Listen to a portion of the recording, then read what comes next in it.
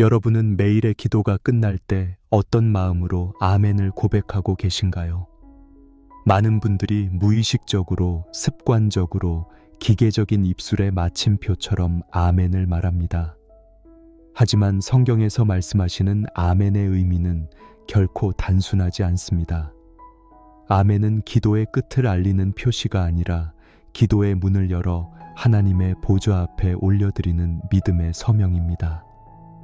그러므로 아멘은 결코 가벼운 단어가 아닙니다. 히브리어 아만에서 유래한 아멘은 확고하다, 견고하다, 참되다 라는 의미를 가지고 있습니다. 다시 말해 우리가 아멘이라고 말하는 것은 지금 드린 기도가 흔들리지 않는 반석 위에 세워진 것임을 고백하는 것이고, 동시에 이 고백이 하나님 앞에 진실하며 거짓됨이 없다는 신앙의 고백이 되는 것입니다. 또한 아멘은 믿는다라는 의미를 품고 있습니다. 아직 눈앞에 보이지 않아도 하나님께서 이루실 것을 믿는 것입니다. 그래서 아멘은 단순한 마침표가 아니라 하나님의 응답을 향한 문을 여는 열쇠입니다. 여러분도 경험해 보셨을 것입니다. 열심히 기도했는데 마음이 공허할 때가 있습니다. 간절히 부르짖었는데도 불안이 남을 때가 있습니다. 그 이유는 아멘의 참뜻을 모른 채 입술만으로 고백하기 때문입니다. 믿음 없는 아멘은 습관적인 인사에 불과합니다. 그러나 믿음의 아멘은 우리의 기도를 하늘 보좌 앞으로 밀어 올리는 영적 선포가 됩니다. 예수님께서도 아멘을 자주 사용하셨습니다. 신약 성경에서 진실로 진실로 너희에게 이르노니 라는 말씀을 자주 하셨는데 원어로는 아멘 아멘입니다.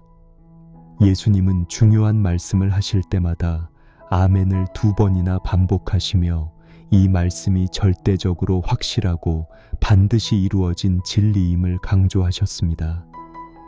요한복음 3장 3절에서 예수님께서는 니고데모에게 진실로 진실로 내게 이르노니 사람이 거듭나지 아니하면 하나님의 나라를 볼 수 없느니라 라고 말씀하셨습니다. 원어로 직역하면 아멘 아멘으로 시작하는 말씀입니다. 이것은 예수님의 선언이 단순한 교훈이 아니라 하늘의 법칙이자 반드시 성취될 진리라는 의미입니다. 그렇다면 우리가 기도의 끝에서 아멘을 고백하는 것은 단순히 기도를 마쳤다는 의미가 아닙니다. 우리의 기도가 하나님 앞에서 확실하고 참되며 반드시 이루어질 것을 믿는 믿음의 고백인 것입니다. 아멘은 하나님의 응답을 향한 확신의 도장이며 동시에 하나님 앞에서 서약하는 신앙의 서명입니다.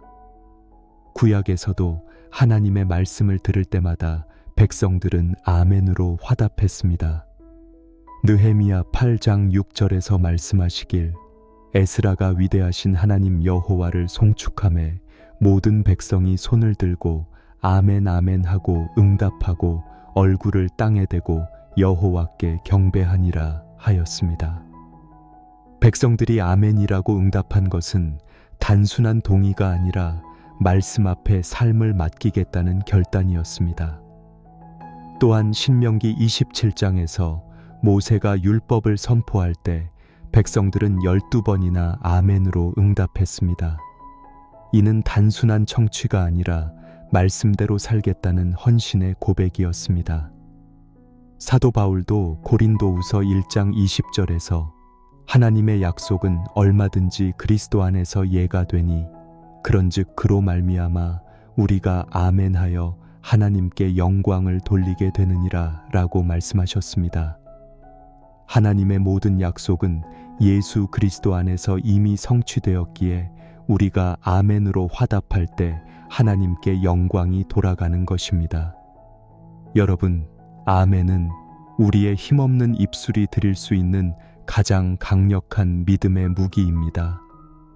우리가 약해서 길게 기도하지 못할 때도, 마음이 지쳐 더 이상 말이 나오지 않을 때도 단 한마디 아멘으로 우리는 하나님의 약속에 동의할 수 있습니다. 주님, 저는 알지 못해도 당신은 아십니다. 저는 부족하지만 당신은 신실하십니다. 그러므로 아멘입니다. 이 고백 속에 우리의 신앙이 새롭게 세워집니다. 이제부터는 기도할 때 아멘을 다르게 고백하시길 바랍니다.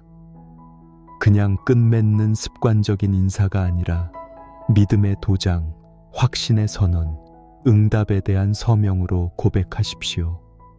아멘을 고백할 때마다 마음속에 이렇게 새겨보시기 바랍니다. 확실합니다. 참됩니다. 믿습니다. 그때 기도가 달라질 것입니다. 기도가 단순한 암송이 아니라 하나님과의 깊은 교제가 될 것입니다. 오늘 아멘의 참된 의미를 살펴보았습니다.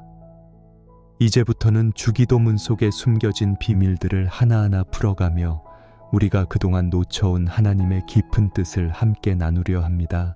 우리가 주기도문을 시작할 때마다 고백하는 첫 마디는 하늘에 계신 우리 아버지여입니다. 이 구절을 너무나 익숙하게 외워왔기에 많은 분들이 그저 하나님을 부르는 호칭 정도로만 생각해왔습니다. 그러나 이 한 문장은 주기도문의 나머지 모든 기도의 기초가 되는 뿌리와 같은 말씀입니다. 여기에 우리의 정체성과 신분, 그리고 하나님과의 관계가 모두 담겨 있기 때문입니다.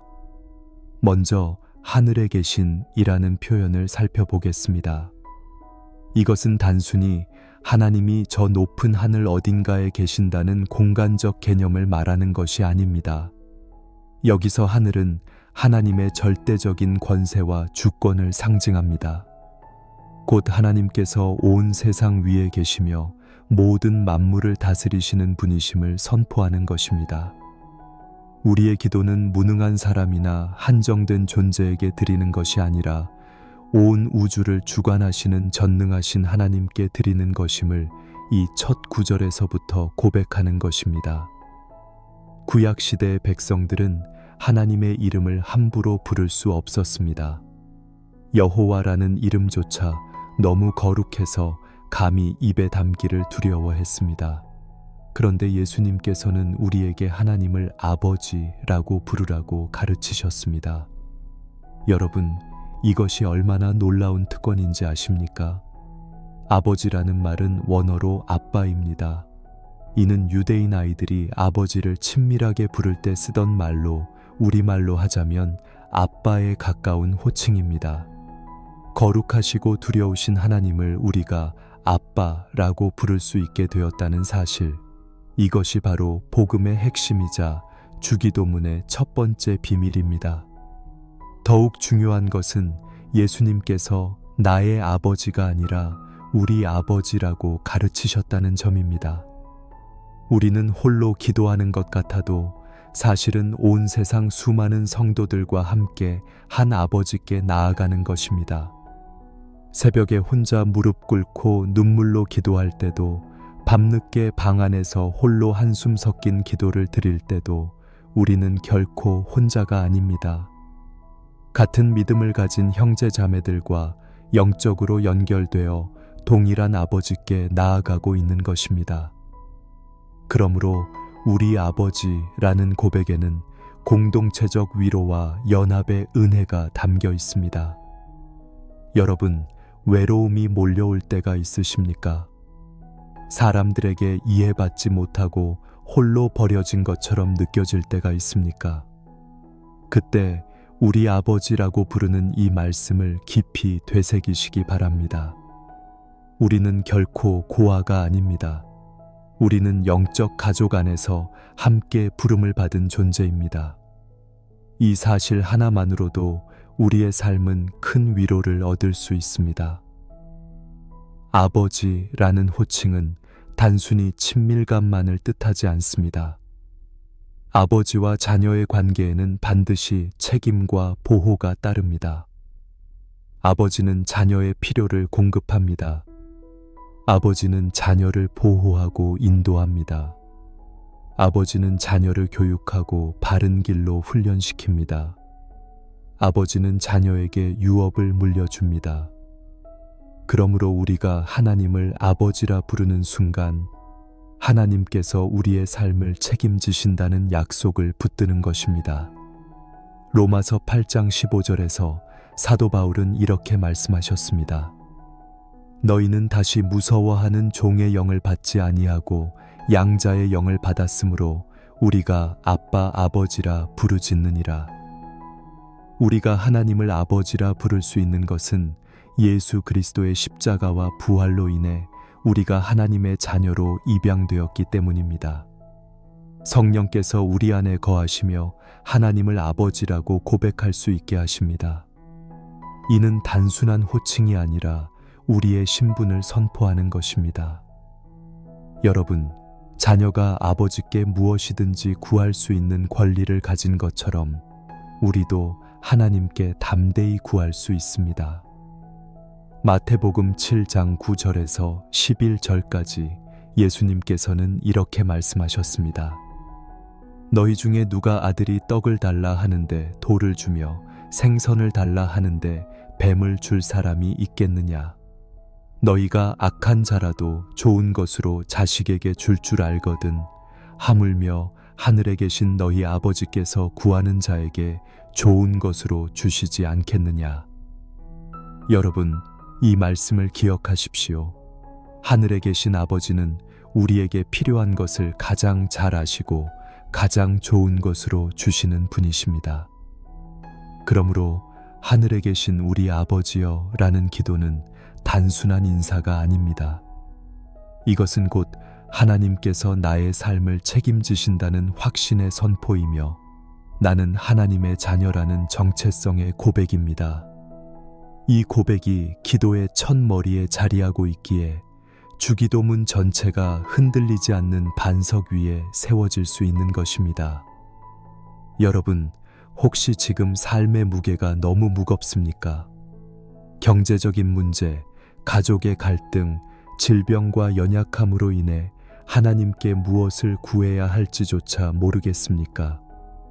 그럴 때마다 이 첫 구절을 깊이 묵상해 보십시오. 하늘에 계신 우리 아버지여. 이 고백 안에 우리의 정체성과 삶의 방향이 담겨 있습니다. 우리는 결코 혼자가 아니며 우리는 하나님께서 책임지시는 자녀입니다. 이 사실을 붙드는 순간 두려움이 사라지고 기도의 자리에 담대함이 회복될 것입니다. 사랑하는 여러분, 이제부터 기도할 때 아버지라고 부를 때마다 단순히 입술의 소리가 아니라 마음 깊은 곳의 고백으로 드리시기 바랍니다. 주님, 저는 종이 아니라 아버지의 자녀입니다. 저를 책임져 주시는 아버지를 믿습니다. 이렇게 고백할 때 우리의 기도는 형식적인 주문이 아니라 살아있는 믿음의 교제가 될 것입니다. 주기도문에서 두 번째로 등장하는 기도의 고백은 이름이 거룩히 여김을 받으시오며입니다. 많은 분들이 이 말씀을 단순히 하나님을 높이고 찬양하는 표현 정도로만 이해합니다. 그러나 이 짧은 구절에는 우리의 삶 전체를 바꾸어 놓을 수 있는 깊은 영적 비밀이 숨어 있습니다.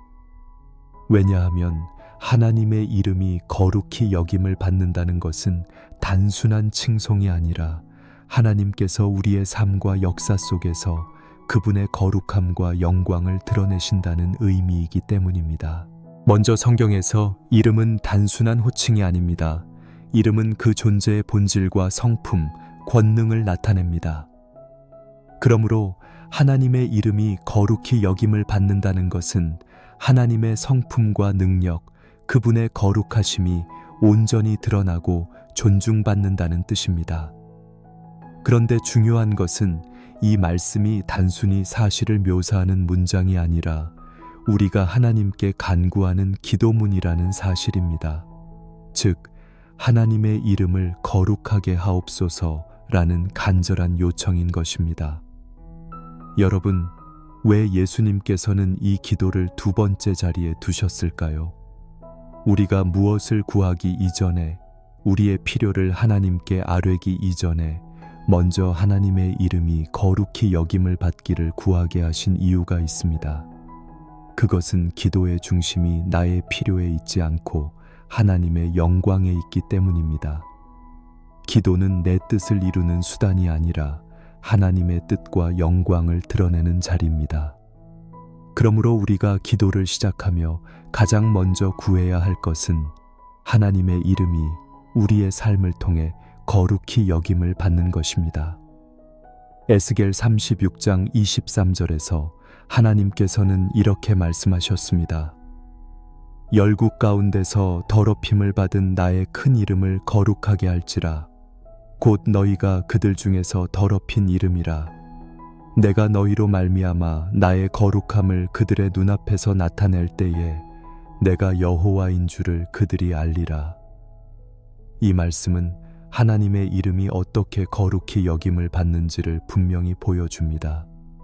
그것은 곧 하나님의 백성의 삶을 통해 드러난다는 것입니다. 하나님께서는 우리를 통해 당신의 거룩하심을 나타내십니다. 우리의 말과 행동, 우리의 삶이 하나님의 이름을 높이기도 하고 반대로 모독하기도 합니다. 로마서 2장 24절에서 바울 사도는 이스라엘 백성들을 향해 경고했습니다. 기록된 바 하나님의 이름이 너희로 말미암아 이방인 중에서 모독을 받는다 함과 같으니라. 하나님의 백성이라 불리우는 사람들이 하나님의 성품에 합당하지 않은 삶을 살 때 세상은 하나님을 조롱하고 이름을 더럽히게 됩니다. 그러므로 우리가 드리는 이 기도, 이름이 거룩히 여김을 받으시오며 라는 고백은 단순한 찬양의 말이 아니라 우리의 삶이 하나님의 영광을 드러내는 통로가 되기를 간구하는 것입니다. 여러분은 혹시 이런 경험이 있으신가요? 교회에서는 믿음의 사람처럼 보였는데 삶에서는 하나님의 이름이 모독받는 모습을 스스로 발견한 적이 있습니까?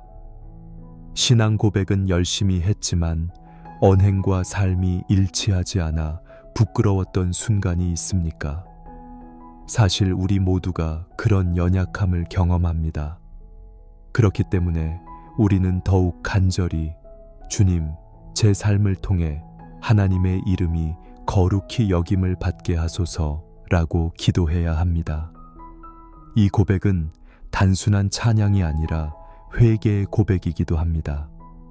내 삶 속에서 하나님의 이름을 가볍게 만든 모든 순간을 돌아보며 이제는 하나님께만 영광을 돌리겠다는 결단을 담아야 합니다. 하나님의 이름이 거룩히 여김을 받는다는 것은 곧 우리의 삶이 하나님의 성품을 드러내는 거울이 되는 것입니다. 우리의 언어와 행동, 우리의 태도가 다른 사람들에게 하나님을 보이게 됩니다. 그렇기 때문에 이 기도는 단순히 예배당 안에서만 드려지는 기도가 아니라 우리의 일상 속에서 이루어져야 하는 기도입니다. 가정에서의 말 한마디, 직장에서의 태도, 이웃과의 관계 속에서 우리는 하나님의 이름을 높일 수도 있고 욕되게 할 수도 있습니다. 그러므로 우리는 날마다 이 기도를 드리며 깨어 있어야 합니다. 하나님의 이름이 거룩히 여김을 받는다는 것은 또한 하나님의 성품이 우리의 삶 속에 드러난다는 의미입니다. 하나님의 사랑, 하나님의 거룩, 하나님의 공의, 하나님의 자비가 우리의 말과 행동 속에 흘러나올 때 비로소 하나님의 이름이 높임을 받게 됩니다. 그러므로 이 기도는 우리 자신이 변화되기를 구하는 기도이기도 합니다. 주님, 저의 언행을 통해 하나님의 거룩함이 드러나게 하소서. 제 삶을 통해 하나님의 성품이 나타나게 하소서. 여러분, 우리가 이 기도를 진심으로 드릴 때 어떤 변화가 일어날까요? 먼저 우리의 삶에 하나님의 영광이 드러납니다. 사람들이 우리의 말을 듣고 우리의 삶을 바라보며 저 사람의 삶에는 하나님이 계시다 라고 고백하게 됩니다. 둘째, 우리의 신앙이 형식적인 틀을 벗어나 실제적인 삶으로 확장됩니다. 기도가 단순히 입술의 고백에서 끝나는 것이 아니라 행동으로 이어지는 믿음의 삶이 됩니다. 셋째, 우리의 마음이 더욱 겸손해집니다. 하나님의 이름이 높아질 때 우리는 자연스럽게 나 자신을 낮추게 되고 하나님께만 영광을 돌리게 됩니다. 여러분, 오늘 이 기도를 드리면서 이렇게 고백하시길 바랍니다. 주님, 제가 말하는 모든 말이 하나님의 이름을 높이는 말이 되게 하소서. 제가 행하는 모든 행동이 하나님의 거룩을 드러내는 삶이 되게 하소서. 제 삶의 모습 하나하나가 하나님의 이름이 거룩히 여김을 받는 통로가 되게 하소서. 이 고백 속에 우리의 신앙이 새롭게 정돈될 것입니다. 기도의 시작은 언제나 하나님께 있습니다. 나의 필요보다 먼저, 나의 소망보다 앞서 하나님의 이름이 거룩히 여김을 받는 것이 우리의 기도의 첫 자리에 있어야 합니다. 우리가 이 기도를 드릴 때 하나님께서 우리의 삶을 새롭게 빚으시고 우리를 통해 당신의 영광을 나타내실 것입니다. 주기도문에서 세 번째로 이어지는 고백은 나라가 임하시오며입니다. 우리는 이 말씀을 오랫동안 익숙하게 외워왔습니다. 그러나 많은 성도들이 이 구절을 단순히 장차 올 천국을 기다리는 기도쯤으로만 이해하고 지나갑니다. 물론 장차 임할 영원한 하나님의 나라를 소망하는 마음이 담겨 있기는 합니다. 그러나 예수님께서 가르쳐 주신 이 기도의 의미는 단순히 미래의 천국만을 기다리는 것이 아니라 지금 이 순간 우리의 삶 속에 하나님의 나라가 임하기를 구하는 고백이기도 합니다. 여기서 나라라는 단어는 헬라어로 바실레이아입니다. 이 단어는 단순한 영역이나 영토를 의미하지 않습니다. 바실레이아는 왕의 통치와 다스림을 뜻합니다. 그러므로 나라가 임하시오며 라는 기도는 하나님의 통치가 제 삶 가운데 이루어지게 하옵소서 라는 고백인 것입니다. 다시 말해 하나님의 나라가 임한다는 것은 하나님께서 내 삶의 왕이 되시고 내 모든 영역을 다스리신다는 의미입니다. 여러분은 혹시 이런 경험을 하신 적이 있습니까? 입술로는 하나님을 믿고 따른다고 말하면서도 실제로는 내 인생의 주인이 나 자신이 되어버린 경우 말입니다. 우리는 계획을 세우고 결정을 내리고 내 뜻대로 인생을 끌고 가려 합니다. 하지만 그때마다 우리는 좌절을 경험합니다. 우리의 계획이 무너지고 예상치 못한 사건 앞에 무력해지는 순간 비로소 우리는 깨닫습니다. 아, 나는 내 인생의 왕이 될 수 없구나. 바로 그때 이 기도의 진정한 의미가 다가옵니다. 주님, 제 인생의 왕좌에서 제가 내려오겠습니다. 이제 제 삶의 왕은 하나님이십니다. 예수님께서 공생애를 시작하시면서 처음 전하신 메시지가 무엇이었는지 기억하십니까? 마태복음 4장 17절에서 이렇게 말씀하셨습니다. 회개하라, 천국이 가까이 왔느니라. 여기서 천국은 곧 하나님의 나라입니다. 예수님께서 오심으로 이미 하나님의 나라가 이 땅에 임하기 시작한 것입니다. 그러므로 나라가 임하시오며 라는 기도는 미래만을 기다리는 기도가 아니라 지금 이 땅 위에 그리고 내 삶 가운데 하나님의 다스림이 이루어지기를 바라는 고백입니다. 그러나 하나님의 나라가 임하기 위해서는 반드시 전제가 있습니다. 그것은 내가 내 삶의 주인 자리에서 내려와야 한다는 것입니다. 우리가 하나님께 기도하며 나라가 임하시오며 라고 고백하면서도 정작 내 삶의 왕좌는 여전히 내가 차지하고 있는 경우가 많습니다. 내 뜻, 내 고집, 내 계획이 앞서면서 하나님의 다스림을 온전히 받아들이지 못합니다. 그러나 하나님 나라는 내가 왕인 자리에 동시에 임할 수 없습니다. 하나님의 나라가 임하려면 내가 내 삶의 왕좌에서 내려오고 그 자리를 하나님께 내어드려야 합니다. 사도 바울은 골로사에서 1장 13절에서 이렇게 말씀합니다. 그가 우리를 흑암의 권세에서 건져내사 그의 사랑의 아들의 나라로 옮기셨으니 우리는 이미 예수 그리스도를 믿음으로 하나님의 나라 백성이 되었습니다. 그러나 우리의 삶 속에서는 여전히 하나님의 다스림을 온전히 드러내지 못하는 경우가 많습니다. 법적으로는 하나님의 백성이 되었지만 실제적인 삶에서는 여전히 내 마음의 주인이 나 자신인 것입니다. 그래서 우리는 날마다 기도해야 합니다. 주님, 제 마음속 아직도 하나님께 내어드리지 못한 영역이 있다면 다스려 주옵소서. 나라가 임하옵소서. 여러분, 하나님 나라가 내 삶에 임하면 어떤 일이 일어날까요? 첫째, 우리의 삶에 평강이 임합니다. 하나님의 다스림은 언제나 혼란을 잠재우고 평강을 가져옵니다. 둘째, 우리의 삶에 질서가 세워집니다.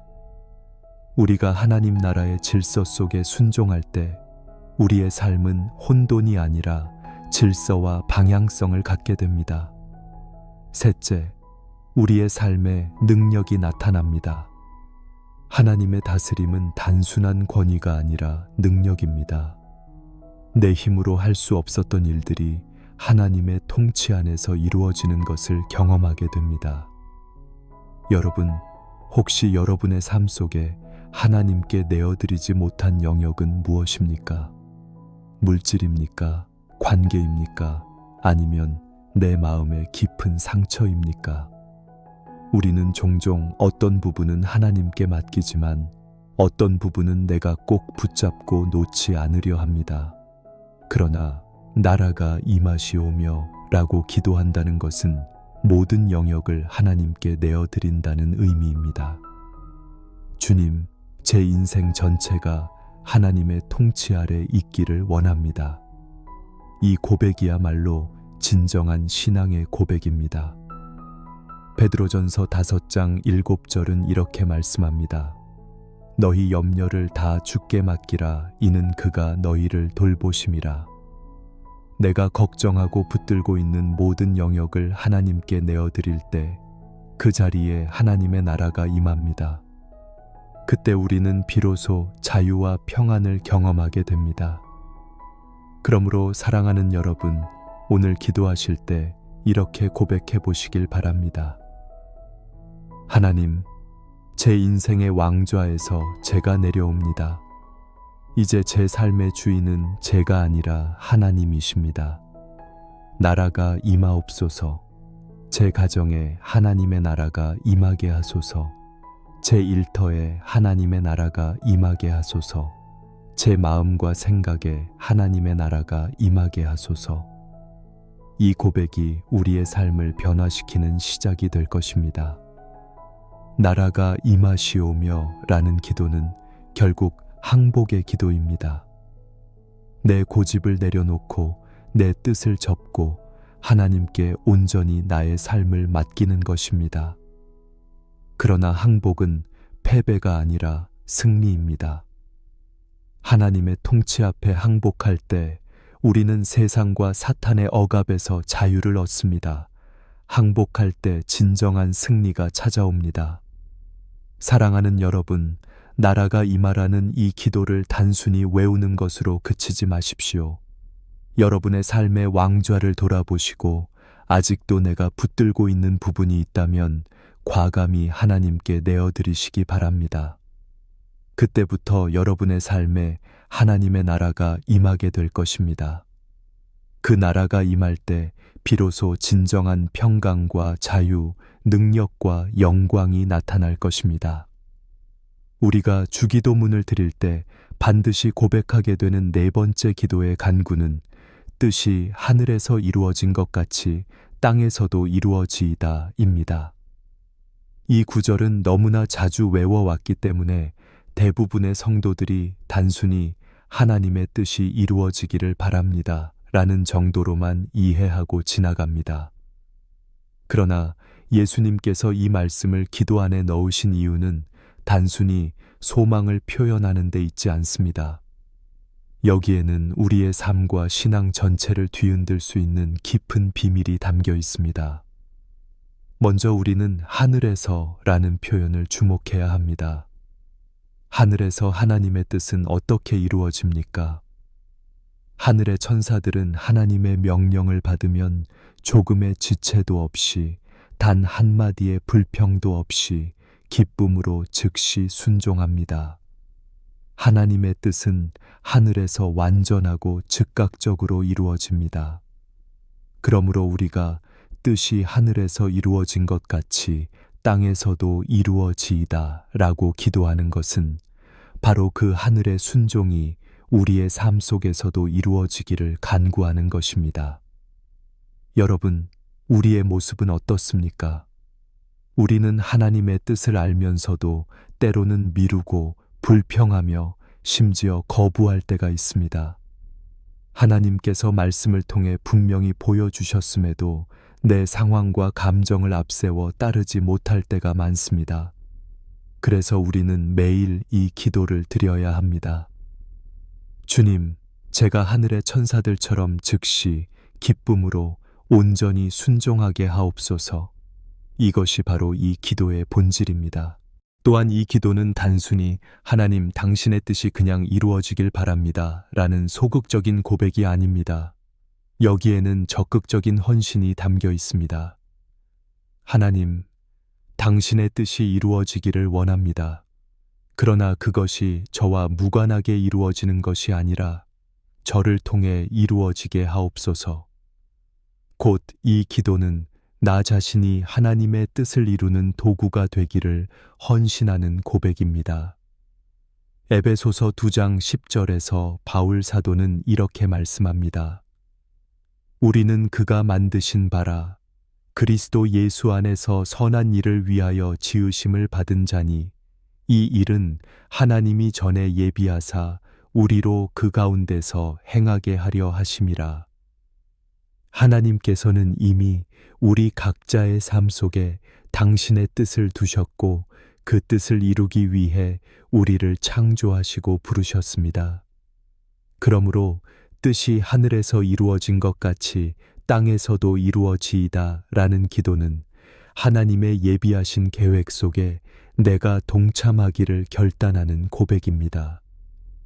여러분, 우리가 이 기도를 진심으로 드릴 때 가장 먼저 일어나는 변화는 무엇일까요? 바로 나의 뜻을 내려놓는 것입니다. 나의 계획, 나의 꿈, 나의 욕심을 내려놓고 하나님의 뜻을 받아들이는 것입니다. 그러나 여기에는 분명한 갈등이 있습니다. 왜냐하면 하나님의 뜻은 종종 우리의 생각과 다르기 때문입니다. 내 계획과 정반대의 길을 보여주실 때도 있고 내가 원하지 않는 방향으로 인도하실 때도 있습니다. 그럼에도 불구하고 우리가 뜻이 하늘에서 이루어진 것 같이 땅에서도 이루어지이다 라고 기도하는 것은 내 뜻보다 하나님의 뜻이 선하고 온전하다는 사실을 믿는 믿음의 고백입니다. 예수님께서 겟세마네 동산에서 드리신 기도를 떠올려 보십시오. 십자가를 앞두고 땀이 피가 되기까지 간절히 기도하셨습니다. 내 아버지여, 만일 할만하시거든 이 잔을 내게서 지나가게 하옵소서. 그러나 나의 원대로 마시옵고 아버지의 원대로 하옵소서. 예수님의 기도는 바로 이 말씀의 가장 완전한 본복입니다. 예수님조차도 인간적으로는 십자가의 길을 피하고 싶으셨습니다. 그러나 결국 아버지의 뜻을 받아들이셨습니다. 그 결과 인류의 구원이 이루어졌습니다. 여러분, 하나님의 뜻은 항상 선하고 완전합니다. 그러나 우리가 그것을 온전히 이해하지 못할 때가 많습니다. 그래서 때로는 불평이 나오고 때로는 두려움이 찾아옵니다. 그럴 때 우리는 믿음으로 이 기도를 드려야 합니다. 주님, 저는 알지 못합니다. 그러나 아버지의 뜻이 가장 선한 줄 믿습니다. 그러니 제 뜻보다 하나님의 뜻이 이루어지게 하소서. 이 고백이야말로 참된 신앙의 순종입니다. 또한 우리는 하나님의 뜻을 어떻게 알 수 있을까요? 그것은 성경 말씀을 통해 알 수 있습니다. 성경은 하나님의 뜻이 가장 분명하게 드러난 곳입니다. 또한 성령께서 우리 마음에 깨달음을 주셔서 하나님의 뜻을 알게 하십니다. 그리고 기도의 자리에서 하나님은 우리의 영혼에 조용히 말씀하십니다. 그러므로 하나님의 뜻을 아는 사람은 말씀을 가까이 하고 성령께 귀 기울이며 기도의 자리에서 무릎 꿇는 사람입니다. 사랑하는 여러분, 우리가 이 기도를 진심으로 드리면 하나님께서 분명히 우리의 삶의 뜻을 보여주십니다. 그리고 그 뜻을 이룰 수 있는 힘과 능력도 함께 주십니다. 하나님은 결코 우리를 혼자 두지 않으십니다. 뜻을 보이셨다면 반드시 길도 열어주십니다.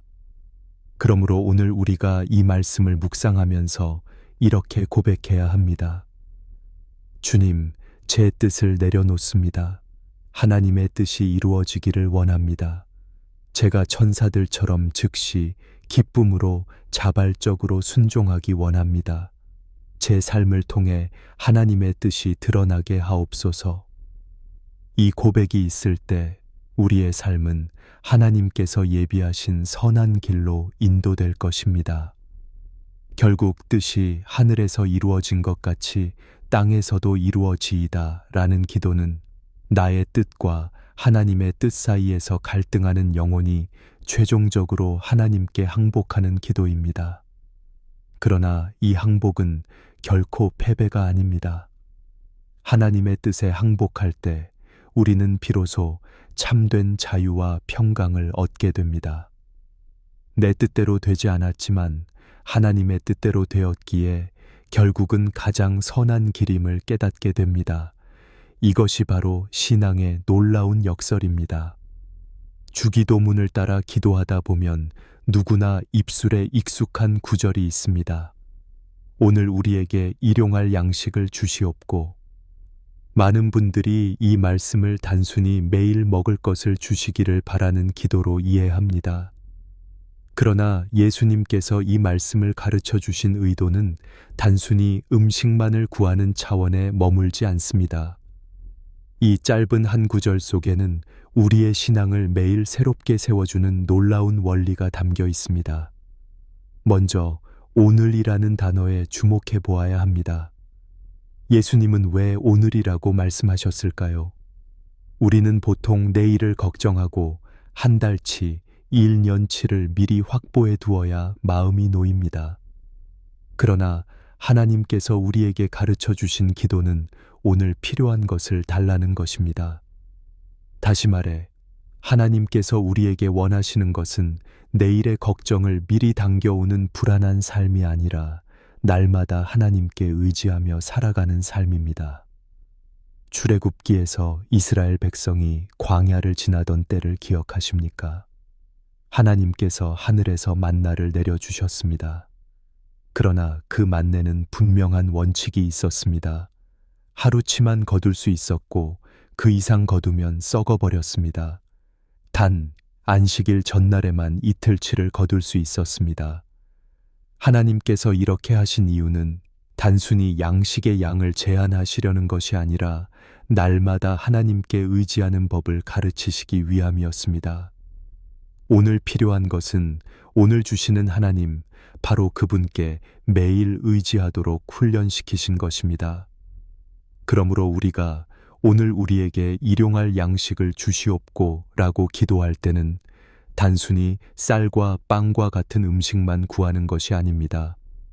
이것은 곧 하나님, 오늘을 살아가는 데 필요한 모든 것을 공급해 주옵소서라는 고백입니다. 우리의 물질적 필요뿐만 아니라 정서적인 위로, 영적인 양식까지 모두 포함하는 것입니다. 여기서 일용할이라는 단어는 헬라어로 에피우시오스입니다. 이 단어는 신약 성경 전체에서 주기도문에만 등장하는 독특한 표현입니다. 학자들은 이를 오늘을 위한 내일을 위한 본질적인 이라는 의미로 다양하게 해석합니다. 중요한 것은 하나님께서 우리에게 가장 본질적이고 꼭 필요한 것을 공급하신다는 사실입니다. 하나님은 우리의 사치나 욕심을 채우시는 분이 아니라 우리의 진짜 필요를 아시는 분이십니다. 우리가 스스로는 구분하지 못하는 진짜 필요와 단순한 욕망을 하나님은 완벽히 구별하십니다. 그래서 때로는 우리가 원하는 것을 주시지 않을 때도 있습니다. 그러나 그럴 때조차 하나님은 오늘 우리에게 꼭 필요한 것을 주십니다. 무엇보다 중요한 것은 예수님께서 자신을 생명의 떡이라고 말씀하셨다는 사실입니다.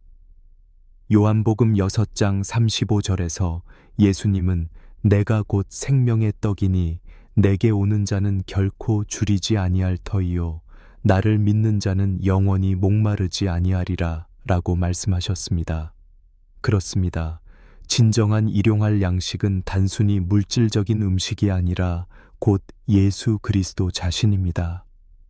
우리가 매일 구해야 할 가장 중요한 양식은 바로 예수님이십니다. 여러분은 혹시 하루하루를 살아가면서 영혼의 허기를 느끼신 적이 있습니까? 마음은 공허한데 아무리 세상의 것으로 채워도 만족이 되지 않는 순간들이 있습니까? 그것은 우리의 영혼이 참된 양식인 예수님을 필요로 하기 때문입니다. 우리가 기도하면서 오늘 우리에게 일용할 양식을 주시옵고 라고 고백할 때 이것은 단순히 밥상 위에 음식을 구하는 것이 아니라 오늘도 예수님과 함께 동행하게 하소서, 예수님의 말씀으로 내 영혼을 채워주소서라는 간구가 되어야 합니다. 그러나 하나님은 영적인 양식뿐 아니라 우리의 실제적인 필요도 아십니다. 우리가 먹고 살아가는 데 필요한 것, 가정의 필요, 자녀의 학업, 우리의 건강, 직장에서의 도움 모두 하나님이 아시는 부분입니다. 그러므로 이 기도는 하나님께서 우리의 모든 영역을 돌보신다는 신뢰의 고백이기도 합니다. 여러분, 우리의 문제는 하나님께 의지하지 않고 스스로 모든 것을 해결하려 한다는 데 있습니다.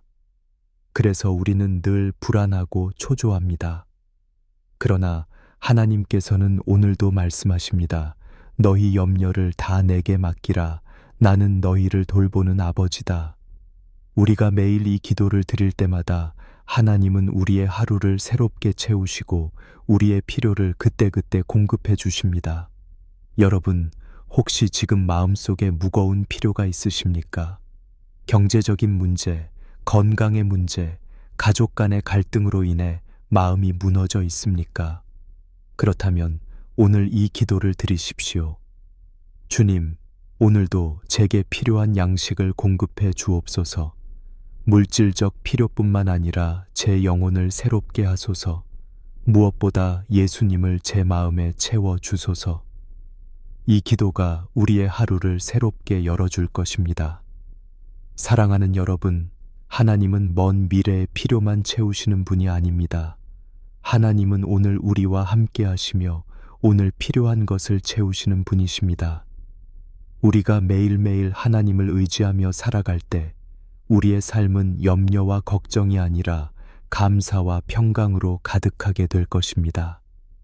그러므로 이 기도를 드릴 때마다 이렇게 마음속에 새겨보시길 바랍니다.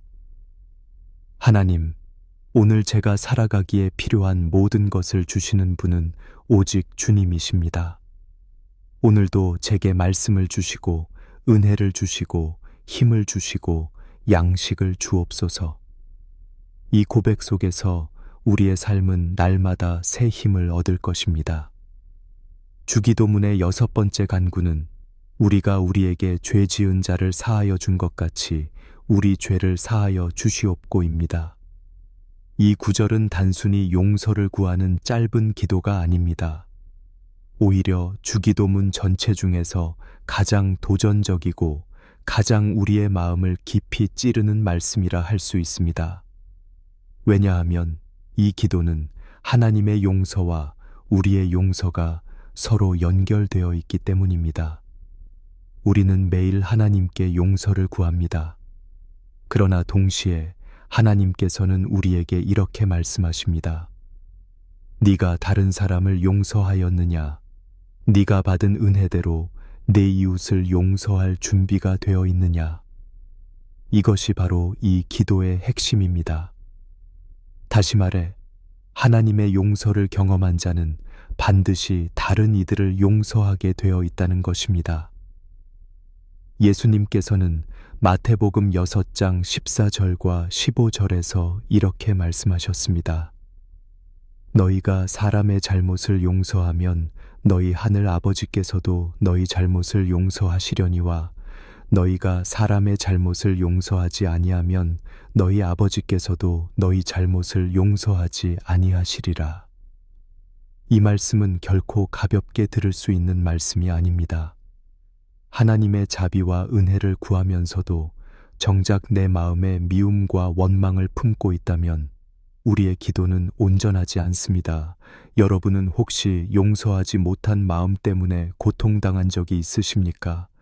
누군가의 말 한마디가 깊은 상처로 남아 여전히 마음을 괴롭히고 있습니까? 배신과 불공평한 대우로 인해 마음속에 응어리가 생겨 기도할 때마다 그 얼굴이 떠올라 무너진 적이 있습니까?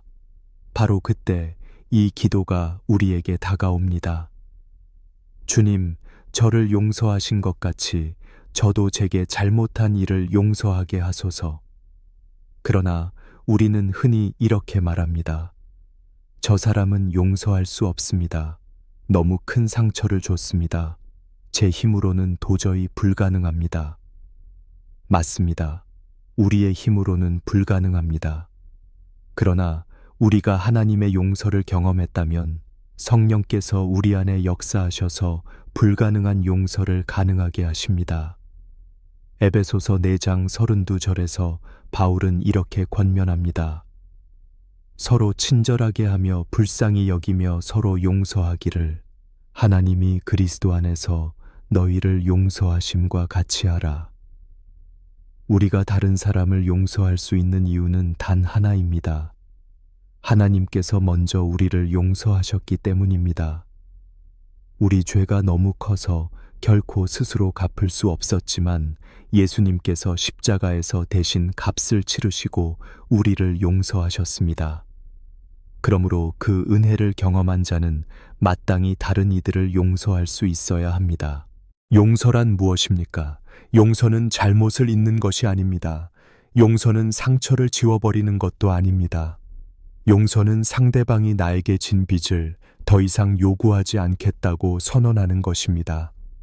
여전히 기억은 남아있지만 더 이상 그 빚을 붙들고 살지 않겠다고 결정하는 것입니다.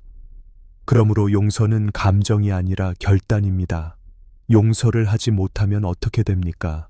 마음속에 원망과 미움이 쌓여 결국 우리 영혼이 병들게 됩니다.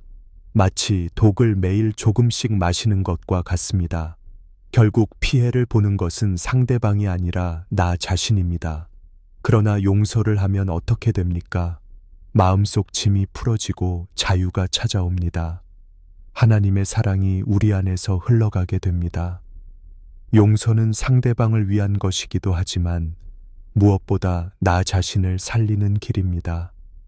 여러분, 용서가 어려울 때 이렇게 기도해 보시길 바랍니다. 주님, 제 힘으로는 도저히 용서할 수 없습니다. 그러나 십자가에서 저를 용서하신 그 사랑으로 오늘도 저에게 은혜를 베풀어 주소서. 그리고 저도 제게 상처 준 이를 용서할 수 있는 힘을 주옵소서. 이렇게 기도하면 하나님께서 성령으로 우리의 마음을 만지시고 불가능한 용서를 가능하게 하십니다. 또한 우리는 하나님께 매일 우리의 죄 사함을 구해야 합니다. 신앙생활을 오래 했다고 해서 죄가 없어지는 것은 아닙니다. 오히려 믿음이 깊어질수록 내 안의 죄성이 더 선명히 드러납니다. 그래서 우리는 날마다 하나님의 용서를 구해야 합니다. 요한일서 1장 9절은 이렇게 말씀합니다. 만일 우리가 우리 죄를 자백하면 그는 미쁘시고 의로우사 우리 죄를 사하시며 우리를 모든 불의에서 깨끗하게 하실 것이요. 하나님은 우리가 죄를 고백할 때마다 신실하게 용서하시는 분이십니다. 여러분, 혹시 아직도 하나님께 고백하지 못한 죄가 있습니까? 마음속 깊은 곳에 숨겨두고 아무도 모르게 품고 있는 죄가 있습니까? 그것을 내려놓으십시오.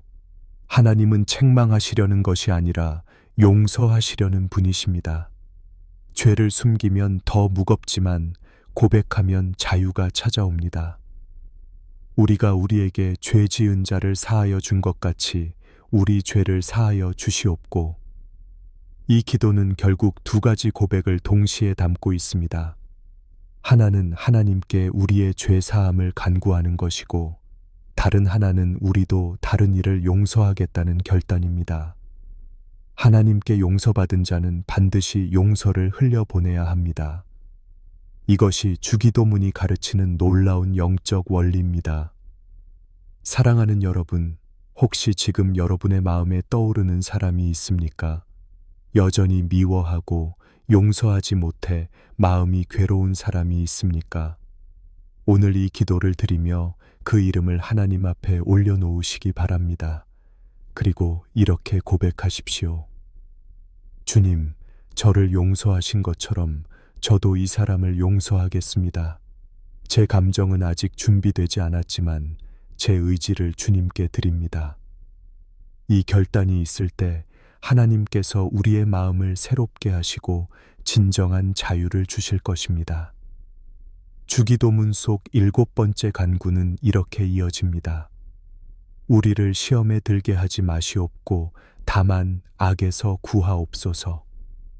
이 짧은 구절 속에는 인간이 가진 연약함과 동시에 하나님의 보호하심이 얼마나 필요한지를 드러내는 진리가 담겨 있습니다.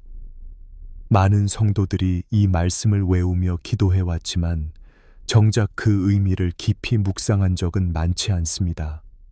그러나 이 구절을 바르게 이해할 때 우리는 우리의 연약함을 인정하게 되고 또한 하나님의 보호를 의지하는 법을 배우게 됩니다.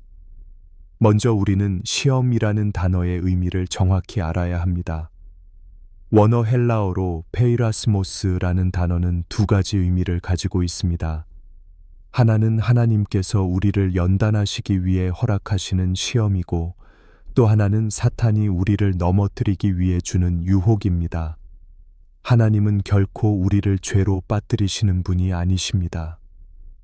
야고보서 1장 13절은 이렇게 말합니다. 사람이 시험을 받을 때 내가 하나님께 시험을 받는다 하지 말지니 하나님은 악에게 시험을 받지도 아니하시고 친히 아무도 시험하지 아니하시느니라. 하나님은 결코 우리를 죄에 빠뜨리려 하지 않으십니다. 그러나 우리의 믿음을 단련하시기 위해 때로는 시험을 허락하십니다. 여러분도 아마 경험하셨을 것입니다.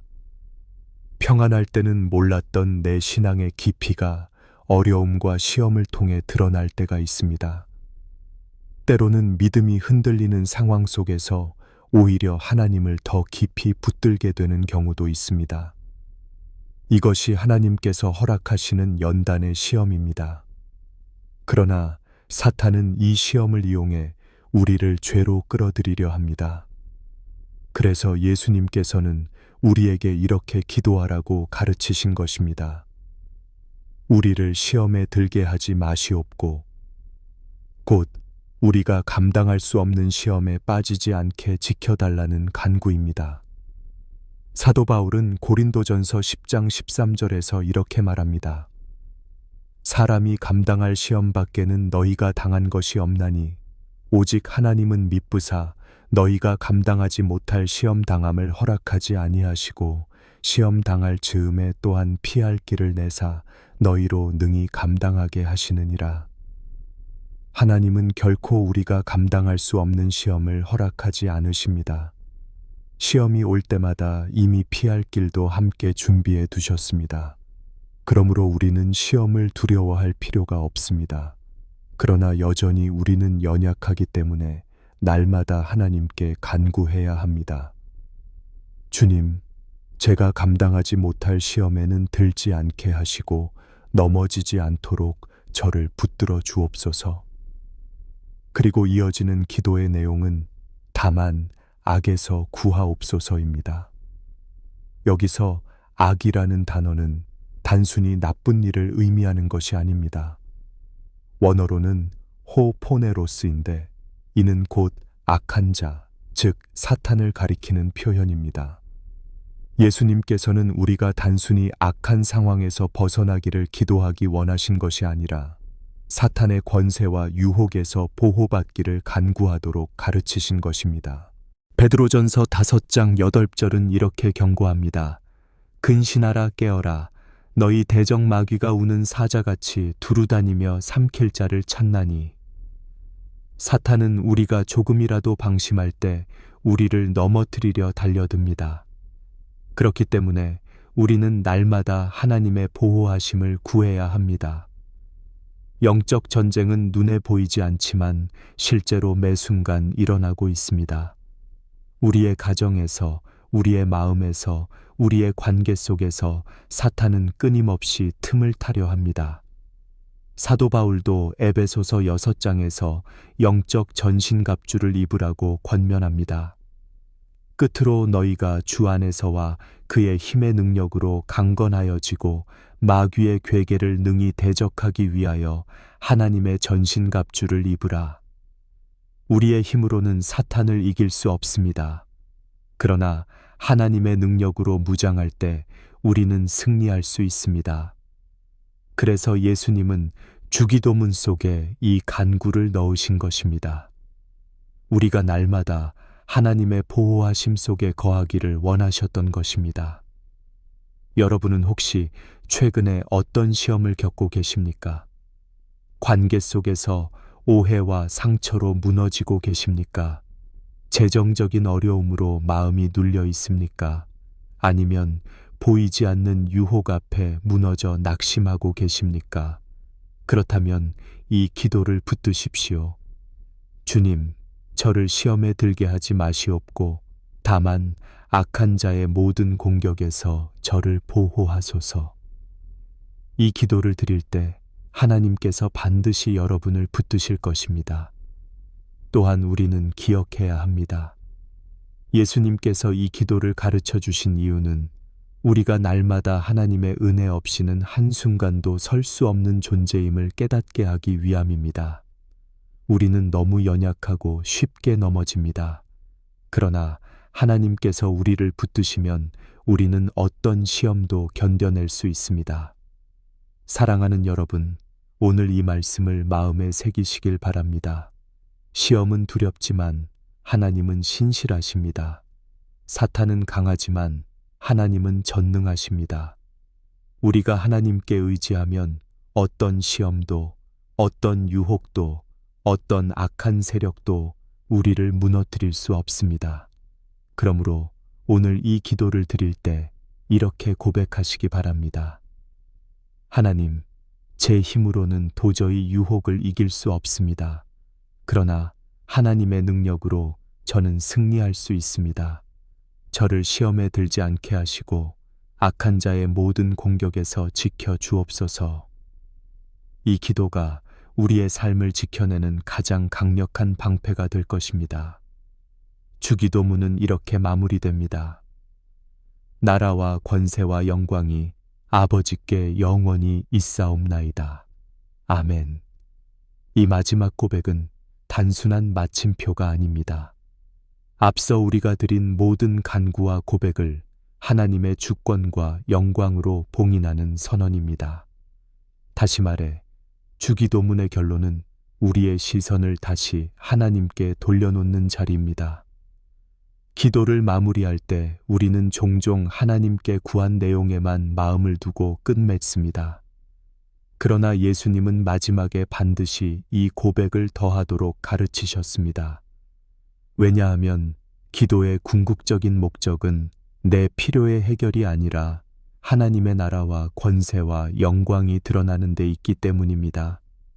이 결론은 모든 기도의 방향을 하나님께로 돌려놓는 영적 나침반과 같습니다. 먼저 나라라는 말은 하나님의 통치를 의미합니다. 우리가 앞서 나라가 임하시오며 라고 기도했을 때 그것은 하나님의 통치가 우리의 삶 가운데 이루어지기를 구하는 간구였습니다. 그러나 마지막에서 나라가 아버지께 있사옵나이다 라고 고백하는 것은 이미 하나님의 나라가 영원히 하나님께 속해 있다는 사실을 인정하는 것입니다.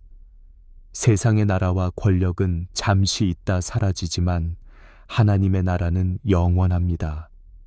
그러므로 이 고백은 모든 역사의 주권자가 하나님이심을 선포하는 것입니다. 다음으로 권세입니다. 권세란 곧 능력과 권위를 뜻합니다.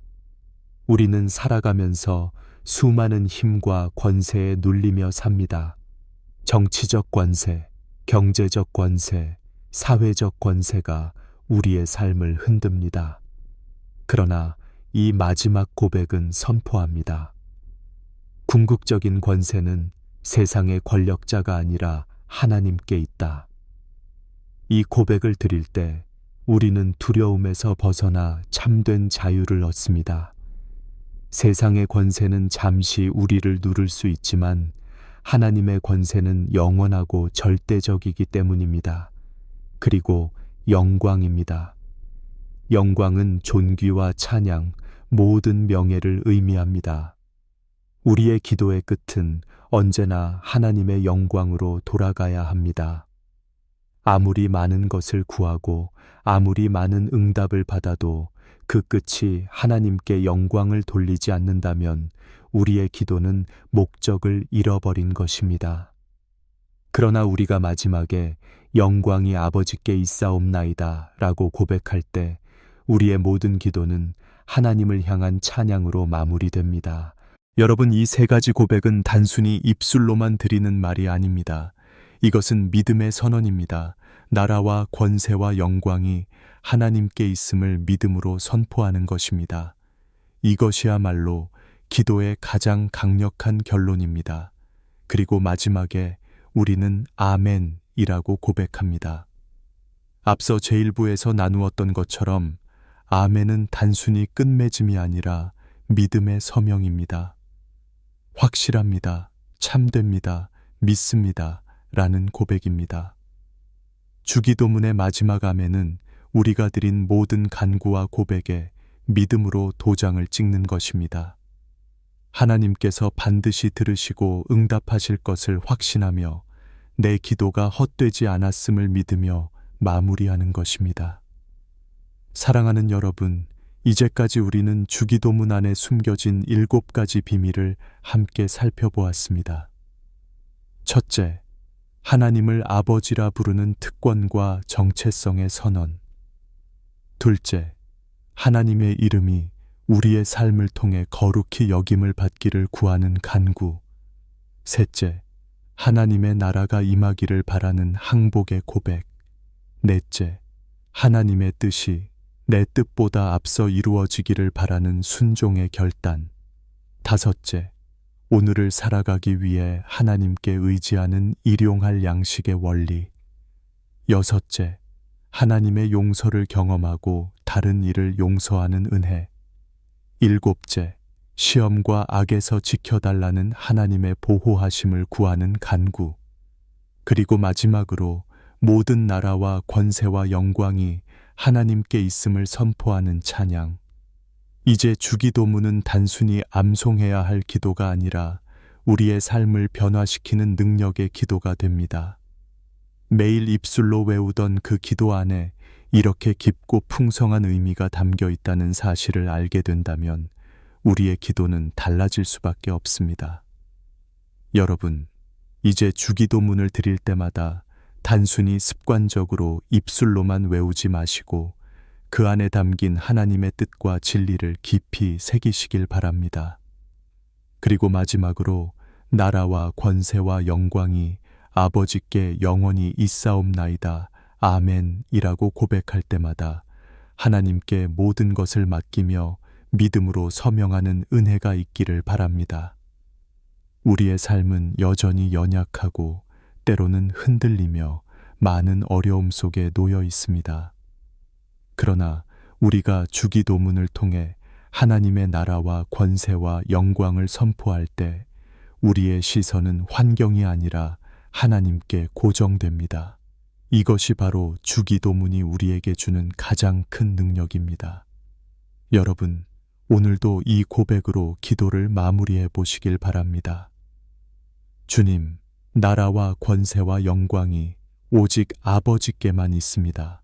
저는 그 사실을 믿습니다. 아멘. 이 고백이 여러분의 하루를 새롭게 세우고 믿음을 더욱 굳건히 하실 것입니다. 사랑하는 여러분, 이제 9편에 걸쳐 주기도문에 담긴 비밀들을 함께 나누었습니다.